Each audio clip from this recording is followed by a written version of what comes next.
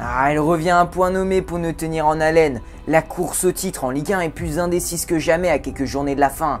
C'est peu de dire que Lille, Paris, Monaco et Lyon sont au coude à coude avec seulement quelques points qui séparent le leader à celui au bout de la chaîne. Un quatuor embarqué dans une lutte infernale pour ces dernières journées qui s'annoncent bouillantes. Tout peut arriver d'ici fin mai. Aujourd'hui en Europe, quel autre championnat peut se targuer d'offrir un tel suspense dans la quête du Graal? Personne. Que ce soit Lille, PSG, Monaco ou Lyon, ils ont chacun des arguments pour croire en leur chance d'être sacrés en fin de saison. Allez, petit focus sur les 4 prétendants au titre.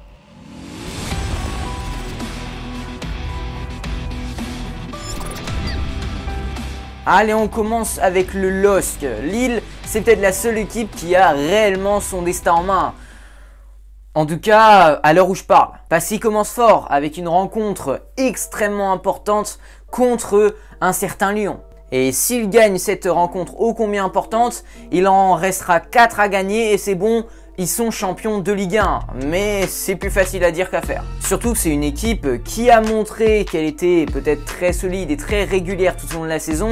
Mais ces derniers temps, force est de constater que ça commence à pêcher au niveau de cette formation. Ah, c'est clair et net, hein, ces Lillois commencent à ressentir de plus en plus la pression des Lillois qui n'ont pas forcément l'habitude d'être dans la peau du chassé, ça n'aide pas. Le LOSC, ces dernières années, ils ont toujours été vus plutôt comme une équipe d'outsiders capable de tout, hein, mais cette année, ils sont dans cette peau de leader. Et c'est pareillement dans leur gène. Et ça se ressent parce que le LOSC est de plus en plus poussif, plus la fin de saison approche, plus on a l'impression que ce LOSC a du mal à s'en sortir. Mais ils ont quand même affiché des ressources mentales presque insoupçonnées pour pouvoir sortir de matchs tels que la rencontre contre le FC Metz qui a été dominée par les Messins, mais le LOSC sur une occasion nette quasiment de toute la partie a réussi à prendre l'avantage et a réussi à prendre les 3 points. Mais voyez, cette chance du champion, ils ne l'auront pas à chaque match. Mais c'est aussi une grande force qu'a ce LOSC, le mental. C'est l'équipe qui a glané le plus de points dans les 10 dernières minutes des rencontres. Ils ont réussi quand même à remporter 10 points de cette façon dans les 10 dernières minutes en Ligue 1, ce qui est très fort et ça montre quand même un gros mental. Ça pourrait vraiment leur être utile dans cette fin de saison endiablée. Et il y a aussi un Maignan, un gardien dans cette équipe de Lille qui est chaud bouillant. Alors il y a une stat assez incroyable avec Mike Maignan, c'est le gardien qui a réussi à faire le plus de clean sheets dans les 5 grands championnats en Europe, soit 18 clean sheets quand même. Mais j'ai pas peur de le dire, à mon avis, le LOSC c'est l'équipe la moins en forme en ce moment dans ce top 4. On verra bien contre Lyon ce soir. Ça se peut qu'à l'heure où vous regardez cette vidéo, ils ont même remporté leur match contre Lyon et franchement, ça change tout s'ils font ça. Et ça m'étonnerait pas franchement que ce LOSC arrive à battre ce Lyon, surtout que Lille est très très fort contre les grands clubs en Ligue 1. Alors ils ont quand même battu Monaco, ils ont battu le PSG aussi, c'est pas rien. Mais attention, ce LOSC n'a pas de marge, donc s'ils font des mauvaises performances pendant ces dernières journées, ils peuvent très bien finir à la 4e place en quelques journées à peine. Maintenant passons à Lyon, voilà, l'OL qui va lui aussi jouer vraiment le titre ces dernières journées. Alors ils ont vraiment un calendrier compliqué avec Lille au Groupama Stadium, ensuite un match à l'extérieur à l'AS Monaco.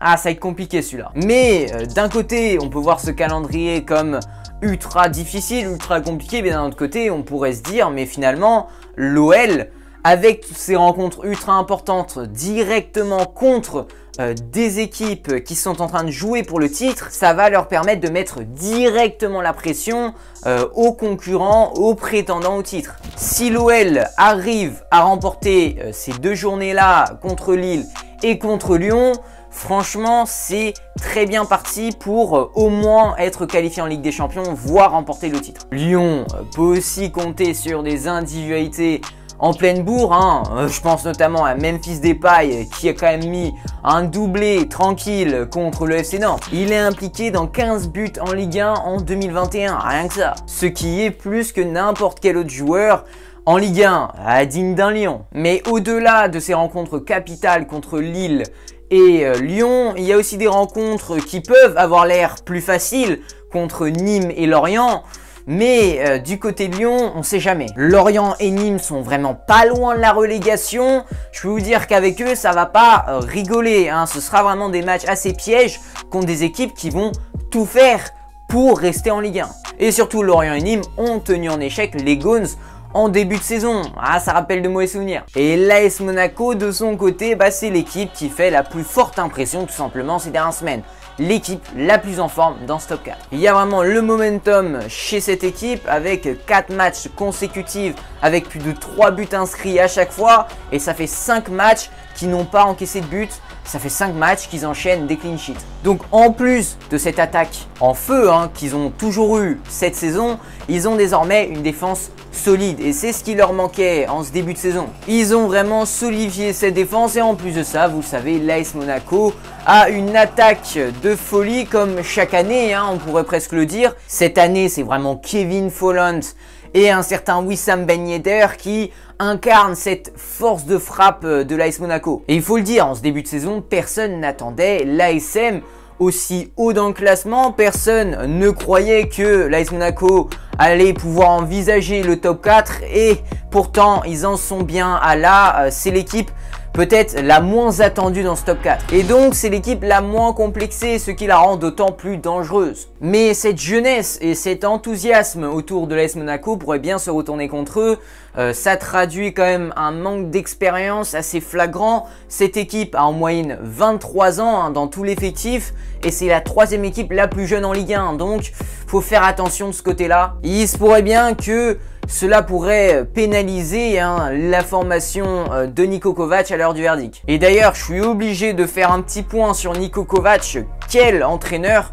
Il a vraiment transformé cet AS Monaco. Il provient quand même du Bayern Munich où tout le monde le considérait comme un échec là-bas. Il a vraiment pas réussi à faire grand chose du côté du Bayern Munich, mais force est de constater que l'AS Monaco lui convient parfaitement. Je pense que le Bayern c'était trop pour Niko Kovac. Dans une équipe comme ça, il y a une telle pression, il y a tellement d'argent en jeu que c'est vraiment compliqué. Je pense qu'une équipe comme l'AS Monaco avec de belles ambitions, avec quand même de l'argent mais moins de pression, ça lui convient beaucoup mieux. Et d'ailleurs, c'est la preuve, Monaco a quand même glané 41 points en 2021 avec quand même 13 victoires, 2 nuls et une défaite. C'est extraordinaire ce qu'est en train de faire l'AS Monaco là en 2021. Une seule équipe dans l'histoire a réussi à glaner plus que cette équipe de l'AS Monaco avec 16 journées dans l'année civile.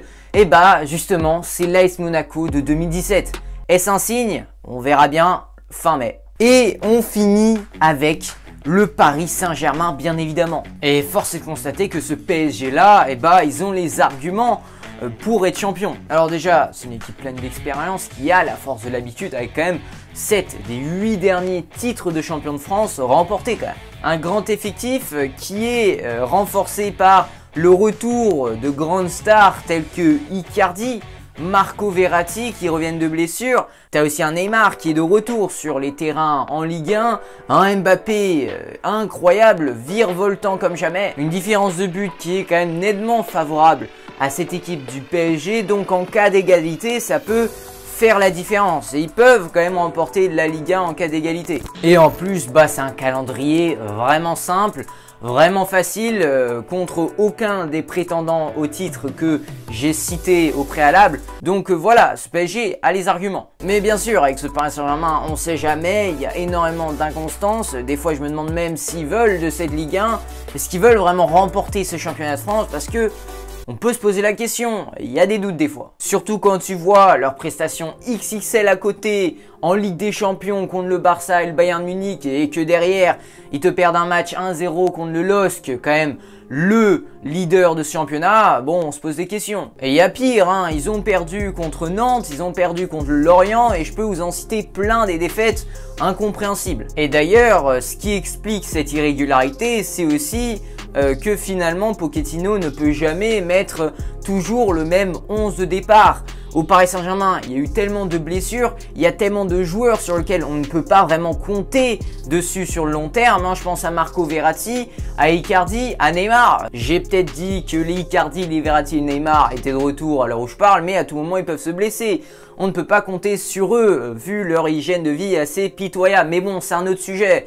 Donc finalement, le Paris Saint-Germain, cette saison, c'est quand même 33-11 de départ différents en Ligue 1. Et en plus de ça, tu as la Ligue des Champions à côté qui va forcément pomper une grosse partie de leur énergie, que ce soit physiquement ou mentalement, donc ça va vraiment être compliqué. Alors, on a fait le tour des 4 prétendants au titre. Maintenant, il faut choisir qui sera champion de Ligue 1 en fin de saison. Le LOSC, l'OL, le Paris Saint-Germain ou l'AS Monaco.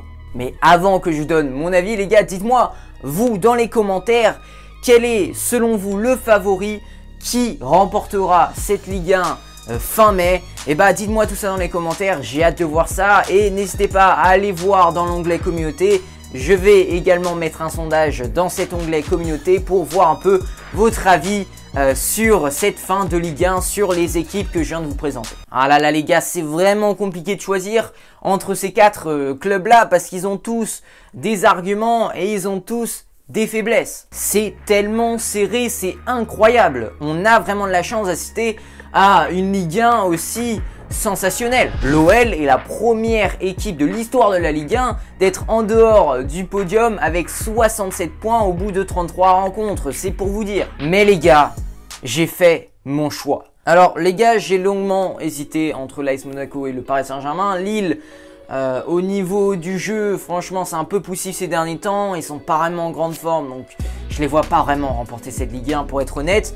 Lyon, je les vois plus remporter cette Ligue 1, mais à mon avis l'AS Monaco et le Paris Saint-Germain ont plus les armes pour remporter ce championnat de France. J'hésite beaucoup, mais puisque le Paris Saint-Germain nous a montré une telle irrégularité en Ligue 1, et bah je pense que je vais partir pour l'AS Monaco, l'équipe la plus en forme en Ligue 1, l'équipe peut-être la moins expérimentée, mais qui à mon avis a vraiment la capacité à remporter cette Ligue 1. Ils ont la jeunesse, ils ont vraiment une vraie fraîcheur dans le jeu, hein, ça joue très bien, même si il y a quelques réglages à faire dans le jeu, mais franchement, à mon avis, avec le momentum, avec tout ce qu'il y a autour de l'AS Monaco, je pense qu'ils peuvent faire le même coup qu'en 2017. Dis-moi votre avis dans les commentaires. C'est vraiment compliqué de choisir hein, les gars, entre les 4 hein.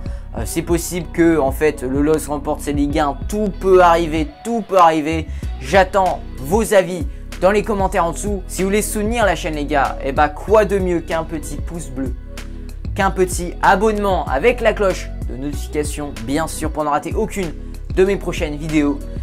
Je vous attends au prochain décryptage, je vous attends certainement après-demain ou demain, ça dépend de mes humeurs, ça dépend du travail que j'ai avec le lycée. Sur ce, moi je vous dis à la prochaine pour une nouvelle analyse palpitante. D'ici là, prenez soin de vous les gars. Ciao.